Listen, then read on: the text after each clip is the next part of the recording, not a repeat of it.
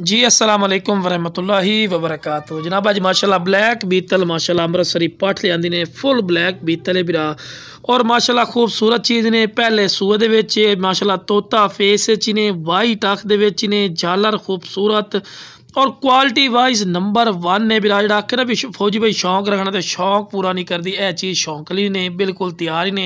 लेकिन बिरा हिक कान निसू हिक कट्टा है कान तो खुद भी नजर आ रही है, क्योंकि पूरी कान कट्टा है तो खुद भी नजर आ रही है। लेकिन क्वालिटी वाइज नंबर 1 ही ने, इस तो बाद क्वालिटी और नस्ल नहीं होती माशाल्लाह। खूबसूरत चीज़ ने और डबल हड्डी च ने। और पहले सूद विच कितना हवाना चड्डा प्यारा बनाया, इसको चेक कर सकते हैं। और बिल्कुल तैयार ने, ज़्यादा से ज़्यादा 20 दिन लै जाए, 10 दिन लै जाए, इस तो ज़्यादा दिन नहीं लेंदी। तो नज़र आ रही है कि बिल्कुल चड्डा तैयार है पिया, ठीक है। और हैवी बकरे तो क्रॉस हुई ने।